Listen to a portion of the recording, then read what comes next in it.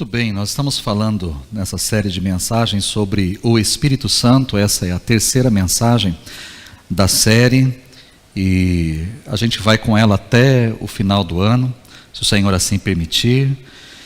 E eu espero que a cada domingo, a cada mensagem, você aprenda um pouco mais sobre a pessoa do Espírito, o que é, ou quem é o Espírito Santo e como que ele age nas nossas vidas. Já falamos duas formas: o Espírito que nos ensina, o Espírito como mestre, o Espírito como vento, que é aquele que direciona as nossas vidas, é aquele que modifica, né, aquilo que precisa ser modificado, que altera, né, que faz aquilo que bem entende, que bem quer. Mas hoje eu quero falar do Espírito como intercessor. Essa é uma outra figura na palavra de Deus e eu quero trabalhar com você. Bom, orar faz parte da sua vida, pelo menos eu espero assim, mas orar faz parte da vida de um pastor.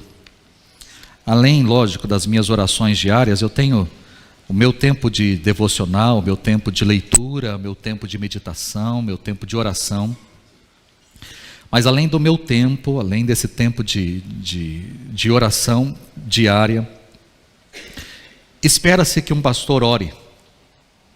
Essa é uma das expectativas, que o pastor ore. Então, numa visita hospitalar, o pastor está ali para orar. Ou quando a pessoa está enferma, você vai visitar aquela pessoa no hospital, ou na casa, mas se espera que naquela visita não só a presença do pastor esteja, mas que o pastor ore em favor daquela pessoa. Numa visita familiar, nós oramos pela casa, nós oramos pela família, nós oramos pelas pessoas que estão presentes ali, nós oramos a Deus em favor daquela casa. Ao iniciar ou terminar uma reunião, nós oramos. Reunião do conselho, reunião de um ministério, algo, nós normalmente começamos uma reunião com oração para colocar a pauta, aquilo que vai ser trabalhado, discutido, colocamos diante da presença de Deus, e quando encerramos a reunião, nós normalmente agradecemos também, colocamos diante de Deus que aquilo que foi decidido, aquilo que foi tratado seja bênção para aquele ministério, seja bênção para a vida da igreja. Então nós oramos ali por ela também no final. Como pastor, a gente vai orar num hospital por um recém-nascido. Então a gente tem a alegria de receber uma criança. Então ali no hospital, ou logo quando o recém-nascido vai para a casa, nós oramos, agradecendo a Deus pelaquela criança, pela vida dela, pela gravidez, pelo parto. Oramos pela família que ali está celebrando a vida, a vinda e a vida daquela criança. Nós oramos por uma família enlutada ao redor de um caixão. Se espera, quando um parente ou quando alguém falece, que o pastor esteja ali e que o pastor traga algumas palavras, e não apenas traga algumas palavras, mas faça uma oração pela família, pelas pessoas que estão ali e que perderam aquele ente querido. Nós oramos estendendo as nossas mãos sobre um casal que veio até a presença do Senhor e fez ali os seus votos matrimoniais. Então nós estendemos as nossas mãos. Normalmente os noivos estão ajoelhados no genuflexório, ali estendemos as nossas mãos e abençoamos aquele casal, abençoamos aquela nova família, aquele novo momento na vida daquelas pessoas. Nós oramos no culto, em diversos momentos. Como pastor, às vezes oro na abertura do culto, oro no meio, oro na mensagem, oro no final. A gente tem muitas orações e, afinal de contas, se espera que um pastor ore. O pastor é pago para isso, não é verdade? Eu brinco dizendo assim, né? Ou quando eu vou em alguma casa, alguma pessoa fala assim: pastor, o senhor ora por nós, né? Tem gente que já fala: afinal de contas, o senhor é pago para isso, né? Então o senhor pode orar por nós e nos abençoar. Então espera-se que um pastor ore. Orar faz parte da vida de um pastor. Mas eu confesso que em alguns momentos eu não sei o que orar. Eu não sei como orar.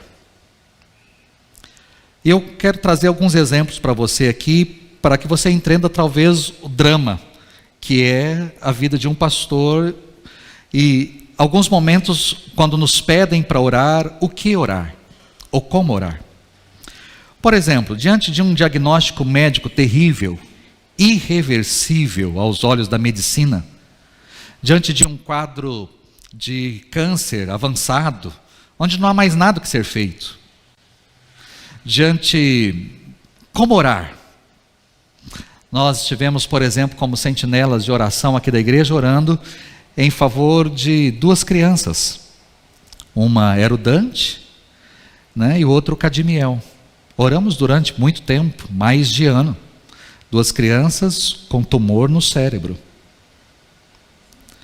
E nós orávamos e as notícias não eram agradáveis. Eram cânceres avançados ou terríveis, malignos e não tinha o que fazer. Mas nós orávamos. Como orar? Como orar? Ou o que orar? Particularmente vivi isso, e os irmãos já sabem, com relação ao meu pai. Né? Você vai ao médico, você leva aquela pessoa, você espera muitos diagnósticos, mas você espera que os diagnósticos sejam favoráveis, ou pelo menos tratáveis. E quando o médico fala assim, olha, a gente pergunta o que pode ser feito, e o médico fala, olha, não tem o que fazer. Ele tem aí mais 3 meses, então curta, abrace, beija, faça o que tem que fazer, no sentido de estar ao lado, mas não tem o que ser feito.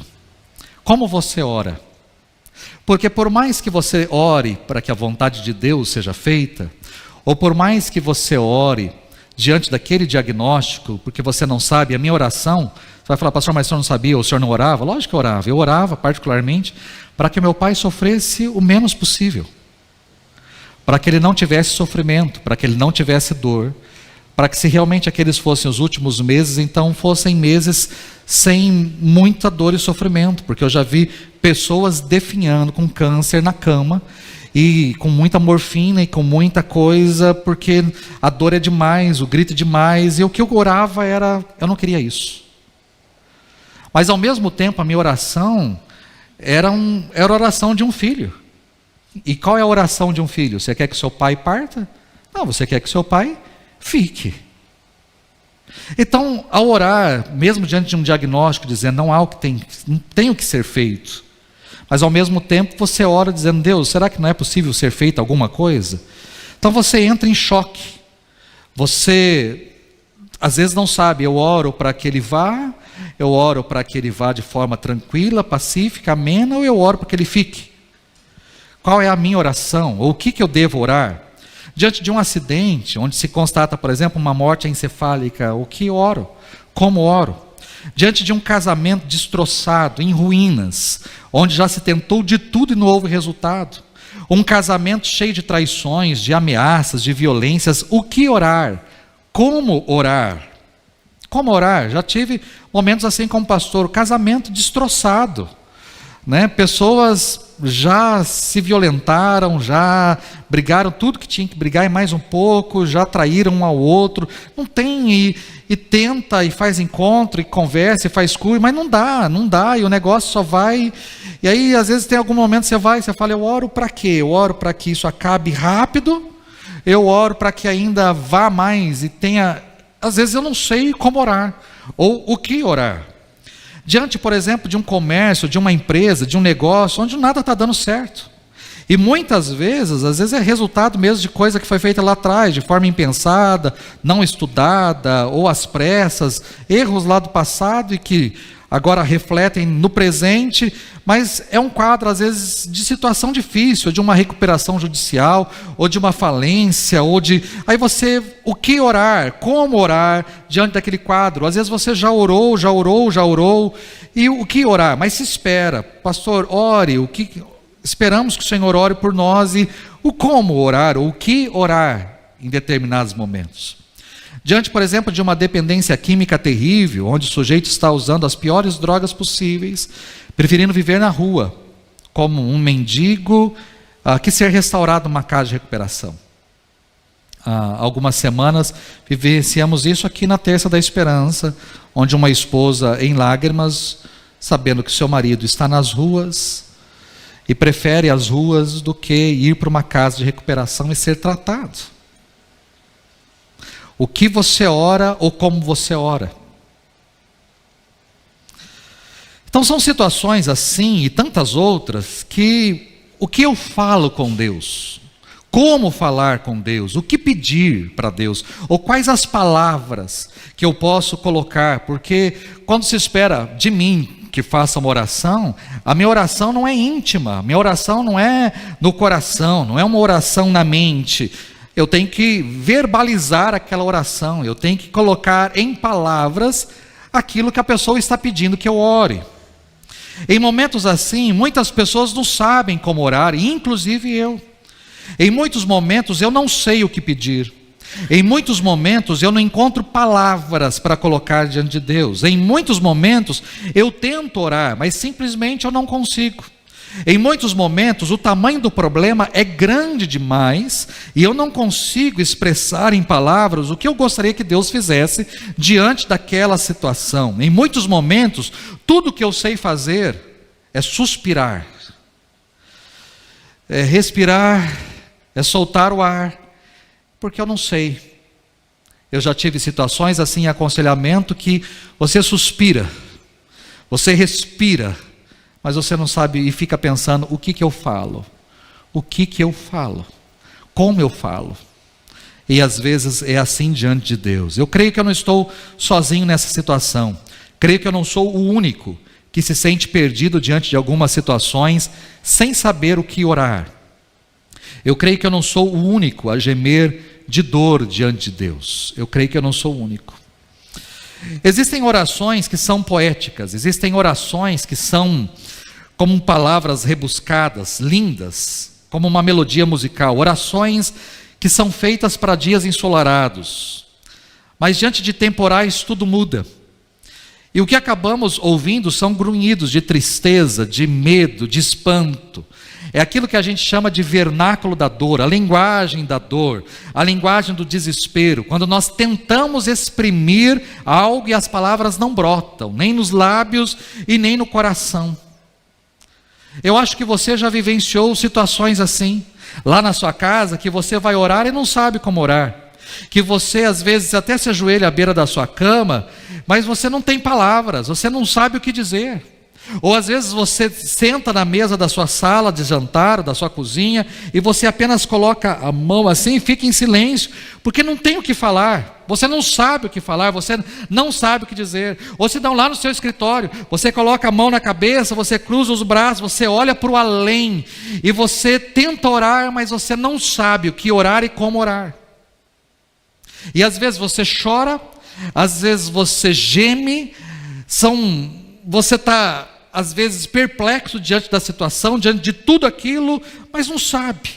Apesar da situação em que estamos, apesar da nossa oração desajeitada, apesar dos nossos gemidos, eu quero dizer para você nessa noite, de forma muito simples, porque essa mensagem é muito, muito simples, mas o que eu quero dizer para você é que, por mais desajeitada que seja a sua oração, ou por mais que as palavras não venham, ou por mais que o silêncio é o que impera, ou por mais que você só chora ou só geme diante de Deus, de dor da sua situação, apesar disso, as suas orações são levadas até a presença do Pai. E como é que eu sei disso? Porque o apóstolo Paulo nos ensinou nessa direção. Quando eu olho para a palavra de Deus, esse texto de Romanos capítulo 8, que a gente tem muitas outras expressões nesse capítulo, se Deus é por nós, quem será contra nós? Ou nem a morte, nem a vida, nem principados, nem potestades, nada nos separará do amor de Deus que está. Tem muitos versículos neste capítulo 8 de Romanos que são lindos, que são maravilhosos. Mas esse em especial que fala do Espírito, eu nunca vi um texto que fala do Espírito Santo com tanta ternura quanto este texto de Romanos 8. Diz o verso 22 o seguinte: sabemos que toda a criação tem gemido como em dores de parto até o presente momento.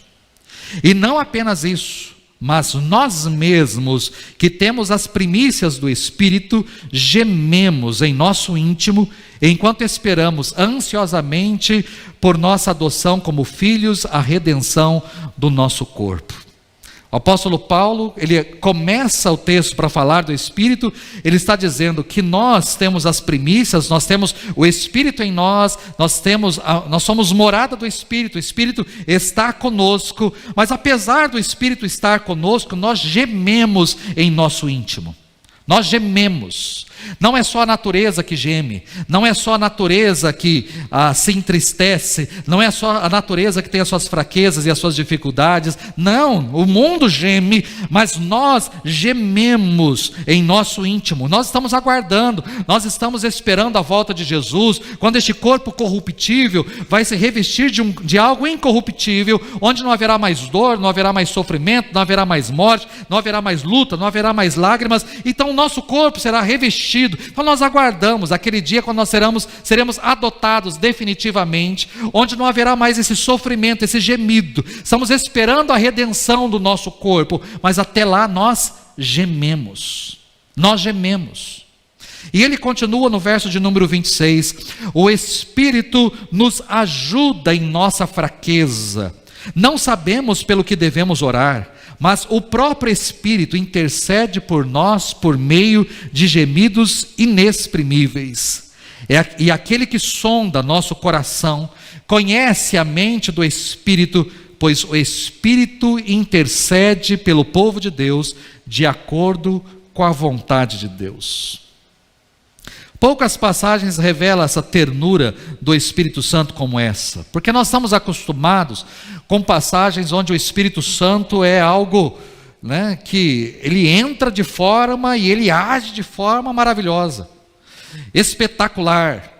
É o Espírito que está presente na criação, ele paira sobre a face das águas e de repente haja luz e há luz, e de repente separa as águas e é terra, é firmamento, ali o Espírito está agindo, a Trindade age em conjunto, mas o Espírito está ali, como uma galinha chocando a planeta e fazendo todas as coisas acontecerem. É o Espírito.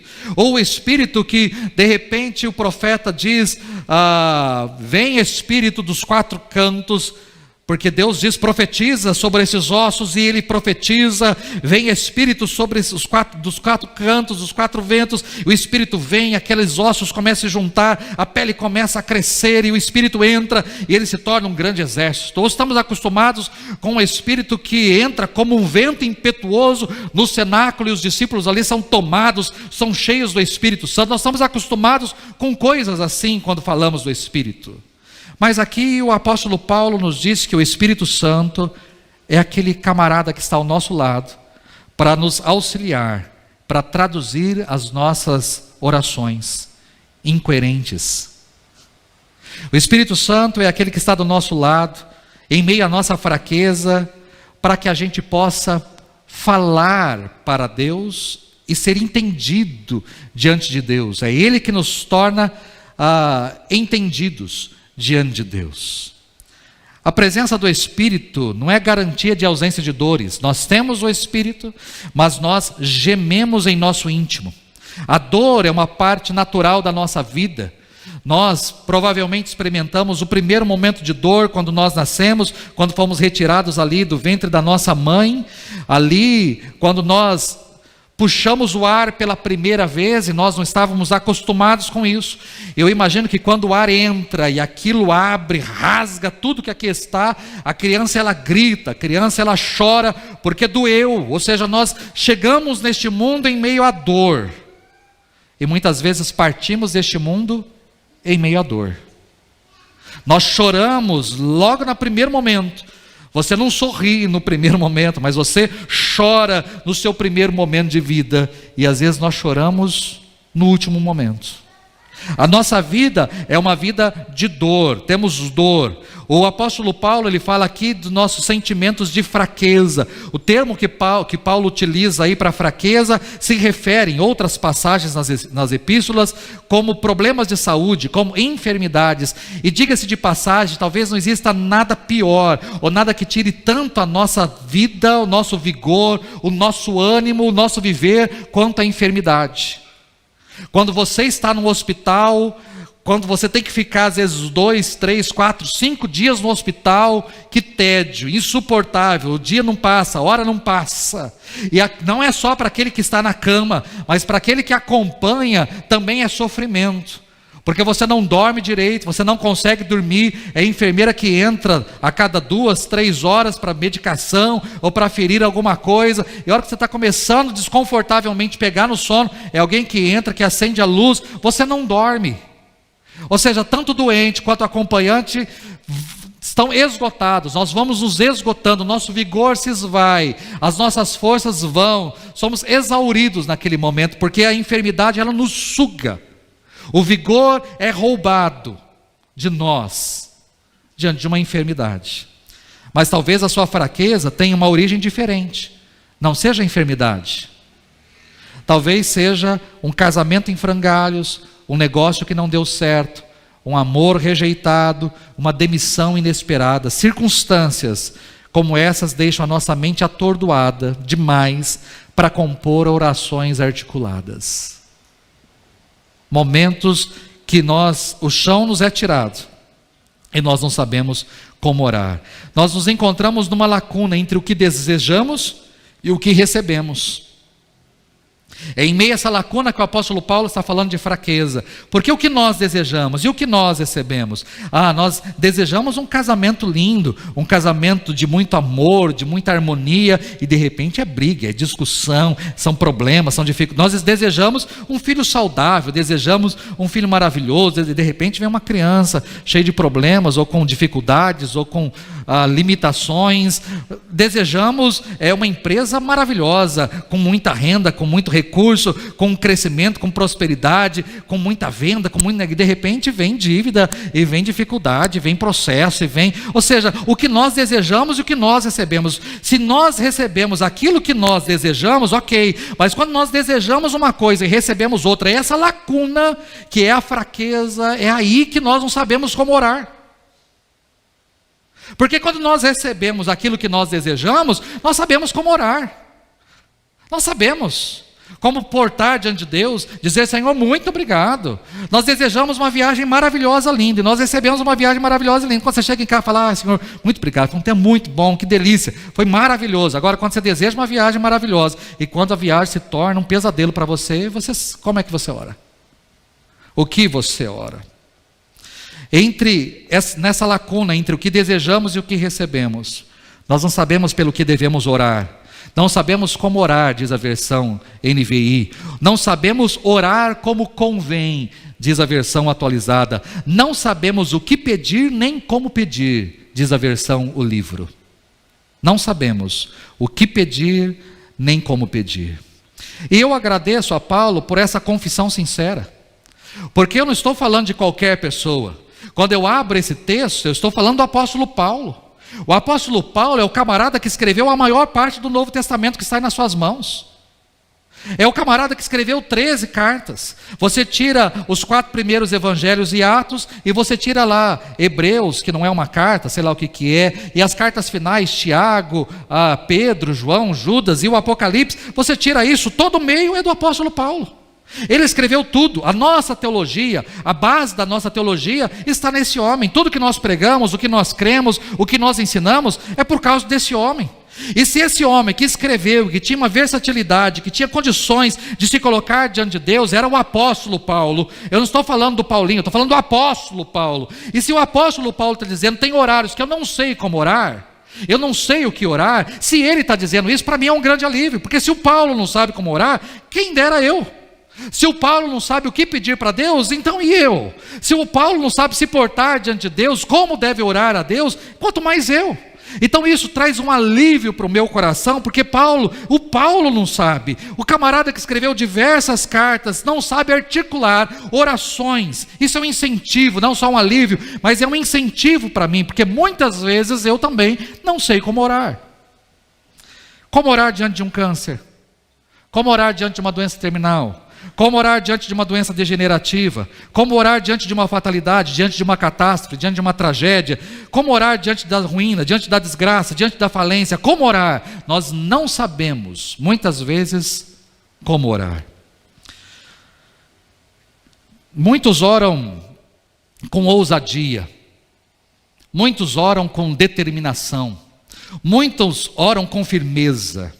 A Bíblia mesmo relata orações que escancararam portas de prisão diante de Pedro, que curaram enfermos diante de Paulo. Apesar disso, às vezes não conseguimos orar sequer o Pai Nosso. Nem o Pai Nosso sai. Será que o céu presta atenção à oração minguada de uma alma exausta? Quando eu olho para esse texto, eu digo sim, com toda tranquilidade. Por mais exausto que você possa estar, por mais fraco que você possa estar, por mais que você não saiba como orar, nós temos um auxiliador celestial e ele intercede por nós. Interceder significa simplesmente se colocar como mediador. Mas interceder não é só colocar como mediador. Intercessão é quando o mais forte defende o mais fraco. Não é assim com relação aos nossos filhos? Não. É assim, nós entramos no meio. Porque ele é mais fraco, eu sou mais forte. E às vezes os nossos filhos não sabem como falar, ou eles não sabem como agir, e você entra. Você vai aguardando, você deixa o negócio rolando, mas de repente você percebe que o negócio não saiu como tinha que sair, você entra. Aí você entra, aí você vai lá conversar com a professora, você vai conversar com a coordenadora, você vai conversar com a mãe do amiguinho, que você entra. Aí você faz, eu vim aqui conversar por causa do seguinte, está acontecendo isso, isso, isso. Aí você intercede, tem que. Você entra no meio, você intercede. E ele fica quietinho atrás, só de braço cruzado, olhando, esperando o que o meu pai, o que a minha mãe vai fazer agora. Você entra para defender, para fazer o que tem que ser feito. Aí a pessoa, não, eu não sabia.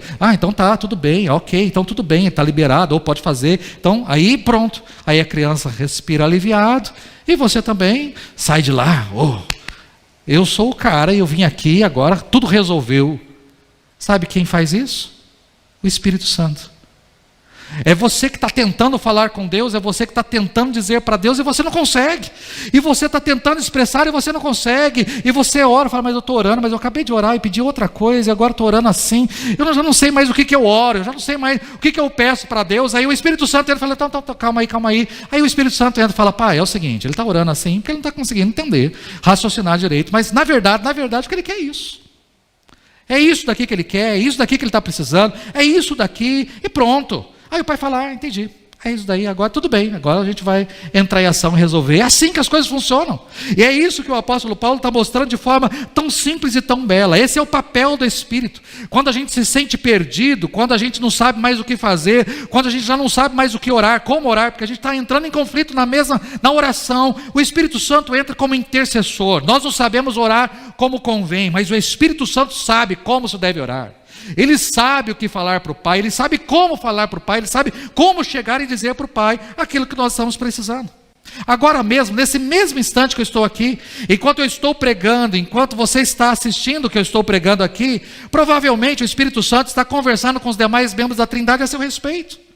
Se você orou sinceramente no final do louvor, dizendo, Deus, eu preciso de Ti, as lutas, tantas lutas, Deus, eu preciso de Ti, talvez para você foi só um cântico, uma oração tão curtinha, tão simplesinha, mas enquanto isso o Espírito Santo entrou em ação para chegar diante do Pai, dizendo, olha, sabe por que ele está precisando? Por causa disso, ele está passando por isso, está difícil demais, está duro demais, está complicado demais, eu estou aqui para dizer, olha, ele não está aguentando, eu entrei aqui na parada para falar, precisamos resolver essa situação, precisamos resolver isso. Essa é a função do Espírito. É assim que ele age, ele intercede por nós, ele entra na presença do Pai para dizer, olha, eu vim aqui falar a respeito do Wagner, eu vim aqui para falar o que o Wagner está sentindo, o que o Wagner está passando, por que o Wagner está desse jeito, eu vim aqui para interpretar para o Senhor aquilo que ele está passando. É assim que o Espírito Santo entra na presença de Deus, e isso é algo maravilhoso, porque o Espírito Santo é o eterno, é o Criador, é aquele que criou todas as coisas, que fez todas as coisas, é a força de ação de Deus, de poder de Deus, e de repente isso está ali, para falar de mim, para explicar a meu respeito. Esse mesmo texto de Romanos, na Bíblia A Mensagem, é uma das Bíblias que eu mais gosto de ler. A Bíblia A Mensagem é uma paráfrase, mas Eugene Peterson, ao escrever, eu achei lindo que ele coloca aí. Se não sabemos como orar, não importa. Ele ora em nós e por nós, utilizando nossos suspiros sem palavras, nossos gemidos de dor. Ele nos conhece melhor que nós mesmos, conhece nossa condição e nos mantém na presença de Deus. Assim podemos ter certeza de que cada detalhe em nossa vida de amor a Deus é transformado em algo muito bom.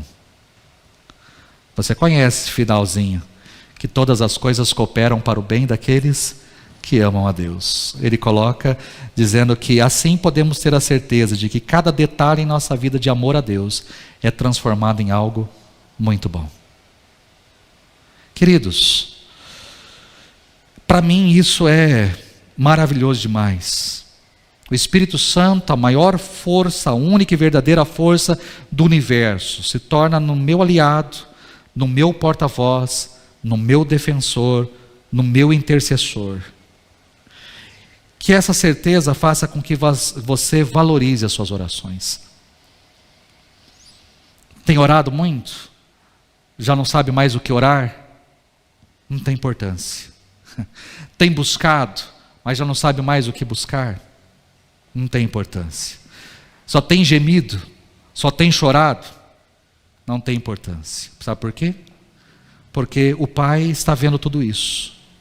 E o Espírito está agindo, utilizando seus suspiros sem palavras, orando em você e por você, na presença de Deus. Eu concluo essa mensagem com um vídeo de um testemunho. Ele está disponível na internet, faz parte da rede Super, que é a rede da Igreja Lagoinha, de um programa chamado Prova Viva. Talvez você já viu esse testemunho. Ele é longo, está disponível, ele é longo, é uma jornalista chamada Janaína Aguiar. E o testemunho tem 30 minutos, eu editei para que a gente tivesse aí poucos minutos, mas que você entendesse um pouquinho o que significa orar, o que orar diante de algumas situações e o que Deus faz quando nós oramos. Assista.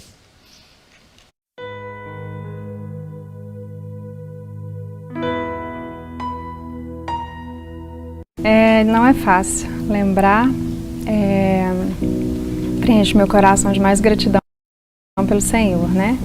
Há cerca de 5 anos, eu tenho, né, o meu filho chama Samuel, hoje ele está com 9 anos, quando ele tinha 4, eu viajei daqui para Brasília, minha família mora em Brasília, família do meu pai, e eu cheguei na casa da minha prima, onde nós íamos ficar hospedados, e estávamos arrumando o almoço.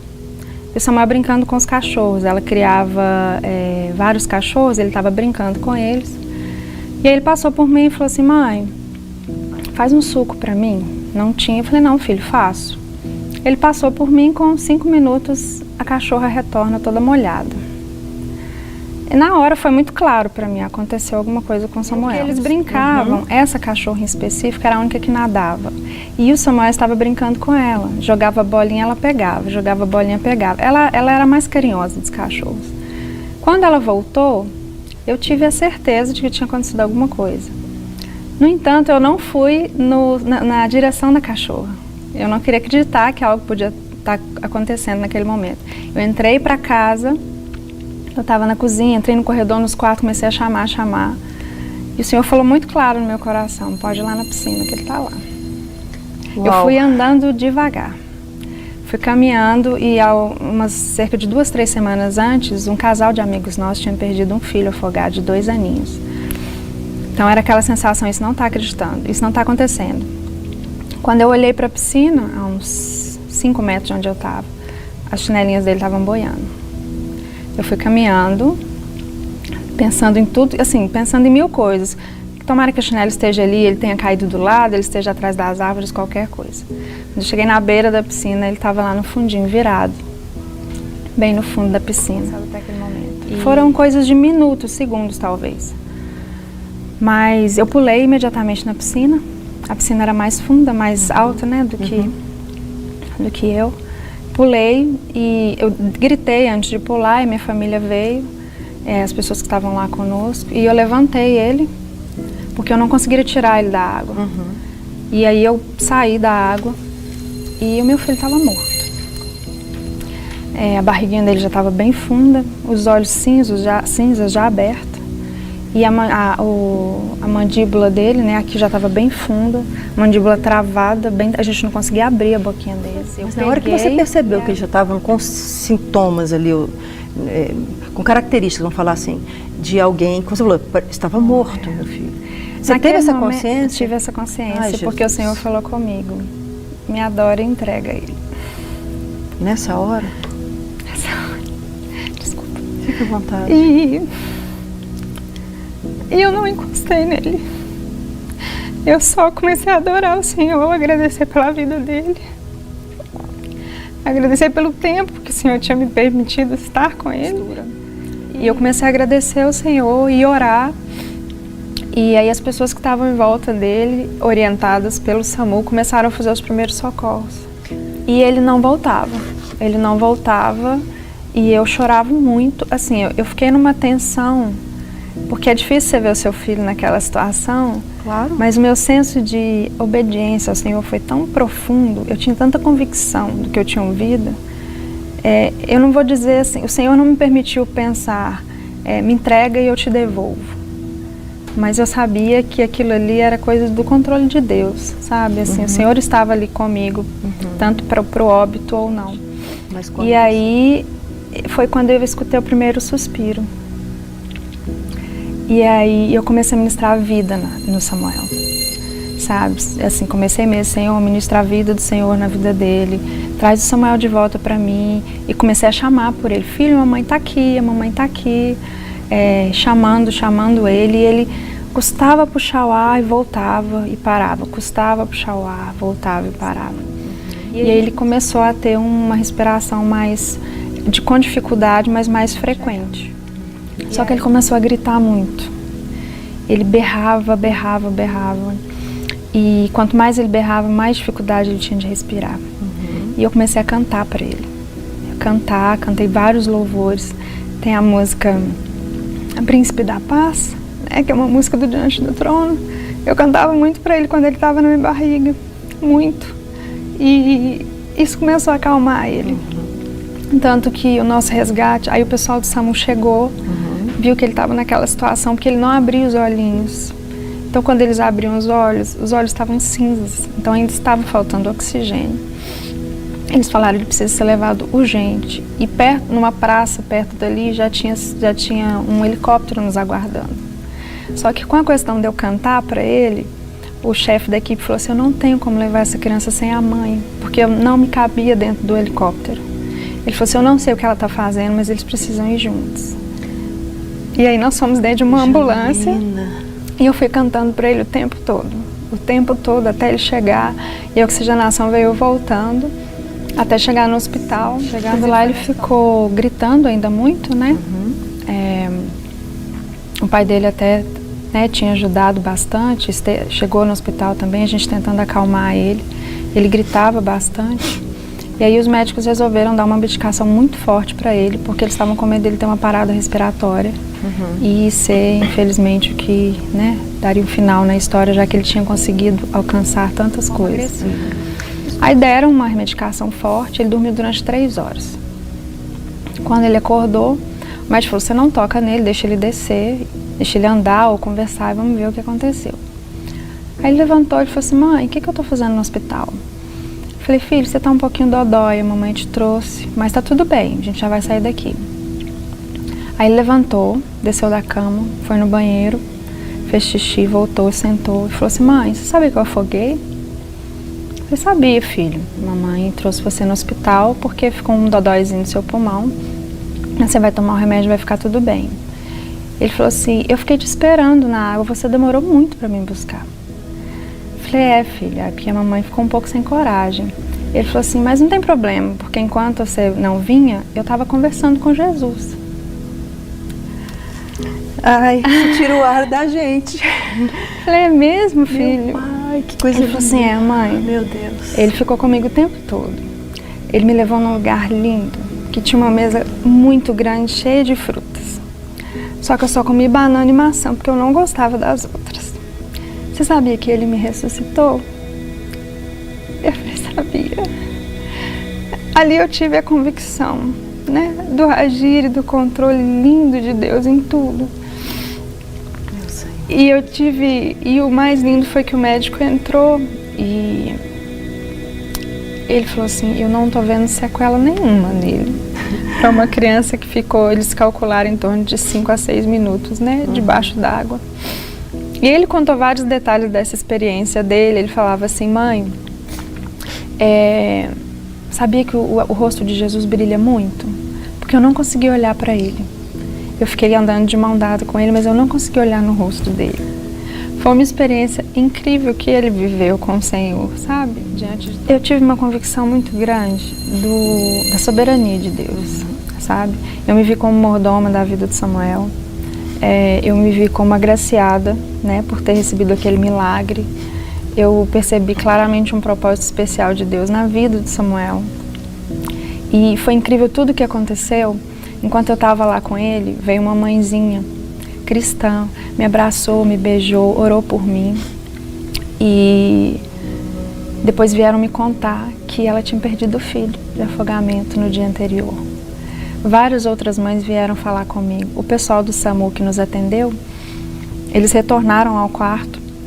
O chefe de equipe comentou conosco que ele atende afogamento, resgate de crianças há 11 anos. Nunca tinha resgatado uma criança viva. O Samuel tinha sido o primeiro. E aí a gente soube que algumas pessoas, a enfermeira que estava conosco na ambulância era cristã também, e ela ficou profundamente impactada. Outras mães que estavam no hospital. Então eu vi o movimento de Deus em torno. Eu me senti minúscula, mas ao mesmo tempo profundamente amada, no sentido assim, Deus podia ter escolhido qualquer pessoa, mas pela graça de Deus Ele nos escolheu para ser atores no meio disso tudo, sabe, para glorificar o nome dele. E assim, a minha vida foi outra depois disso. Foi outra com o Samuel, foi outra com o Senhor, sabe? Eu não tenho como ter dúvida da existência de Deus. Em qualquer situação que eu passe, hoje eu tenho convicção de que se eu tivesse perdido o Samuel, teria sido muito difícil.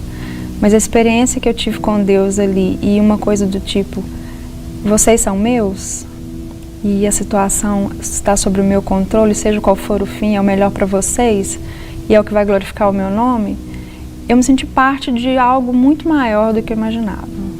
Foi um impacto muito grande para mim, sabe? E foi fundamental para minha vida cristã, sem dúvida, até pelo desenrolar de algumas outras, né, algumas outras situações que eu passei depois daquilo. Hoje o Samuel está com quantos anos? Está com 9 anos. 9? É. E alguma coisa ficou desse? Nada. Nada, Nenhuma sequela. Nada. Inclusive, quando ele ficou internado, isso foi numa sexta-feira, aí no sábado à noite o médico falou comigo, olha, liga no seu trabalho, eu estava em Brasília, você vai ter que ficar aqui pelo menos uma semana. Ele está com pneumonia gravíssima nos 2 pulmões, foi uma bactéria que pegou. Eu não tenho a menor condição de liberar essa criança. Isso era por volta de 10 horas da noite, foi o último exame do plantão que ele fez. Quando eu cheguei no quarto no outro dia, 8, 10 horas da manhã, ele estava com a malinha pronta. Eu falei, o que aconteceu? Aí a enfermeira falou, a chefe do plantão falou, olha, nós fizemos outros exames agora de manhã, fizemos 2 vezes. Esse menino não tem nada nos pulmões. Aleluia, glória a Deus.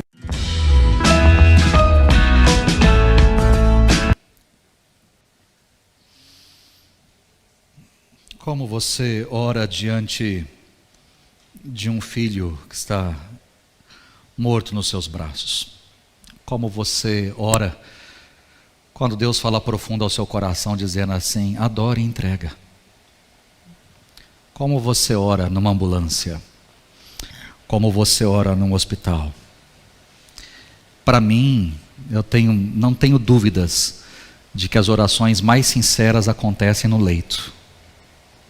Quando você está exprimido, quando você já não tem... Ali estão as orações talvez mais sinceras.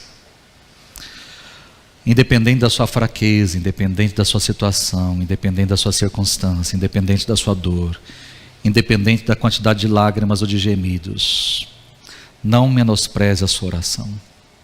Não menospreze. Ore. Aquilo que você sabe, como você pode. Ore. não tem palavras, chore. As lágrimas já não saem mais, geme, já não consegue mais gemer, urre. Mas não pare, porque o Espírito Santo intercede por nós. Essa é a certeza. Essa é a certeza. Feche seus olhos, curve a sua cabeça.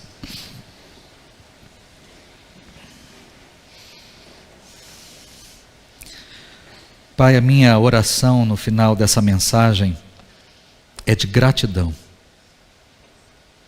Gratidão porque o Senhor nos deu alguém para caminhar conosco neste mundo.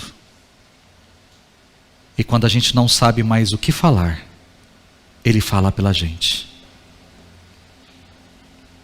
Quando a gente não consegue mais orar, Ele ora pela gente.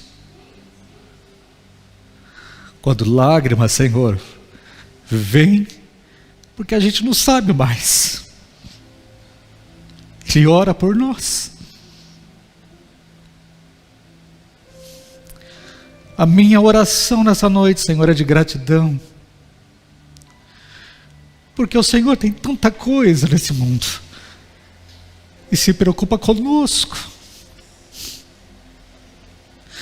com a nossa dor, com as nossas lágrimas, com o nosso sofrimento. A minha oração é de gratidão, porque as nossas lágrimas não passam despercebidas aos teus olhos. O Senhor as recolhe no seu odre. Obrigado, porque em muitos momentos a gente não sabe como orar. A gente não sabe o que orar. A gente só chora e geme. Mas o Senhor está ali. E o teu Espírito está ali. E o teu Espírito ora por nós, intercede por nós, geme por nós. Gemidos inexprimíveis chegam até a tua presença. A nossa oração, por mais ilógica que seja, o Senhor compreende, o Senhor entende. Obrigado por isso. Obrigado. Obrigado. Que a gente nunca pare de orar, a gente nunca pare de buscar o Senhor, a gente nunca se canse. Por mais, Deus, fracos, e por mais que a gente já orou e nada aconteceu, por mais que a gente já te buscou e muito, e por mais, que a gente nunca pare, porque o Senhor está ouvindo toda a nossa oração. O Senhor está entendendo tudo aquilo que estamos colocando na tua presença. O Senhor se preocupa com os detalhes da nossa vida. Obrigado por isso. O Senhor conhece os meus momentos e a minha história. O Senhor conhece o momento e história dos meus irmãos aqui, de cada um de nós, de cada um. Obrigado por isso, Pai.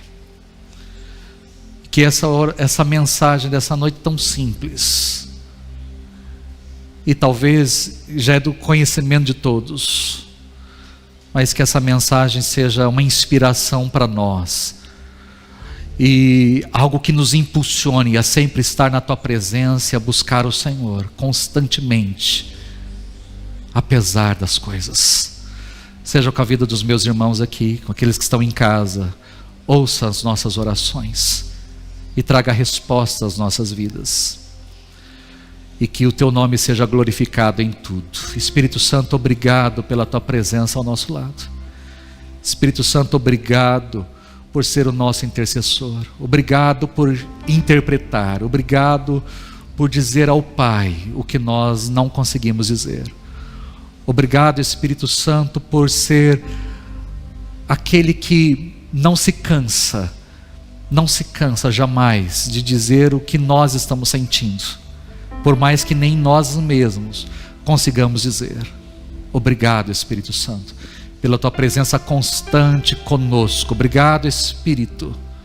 Obrigado, porque em meio à nossa fraqueza, você é força e nos sustenta. Obrigado, Espírito, porque apesar da nosso silêncio, você é a voz que chega diante do trono. Obrigado, Espírito. Muito obrigado. Em nome de Jesus. Amém e amém.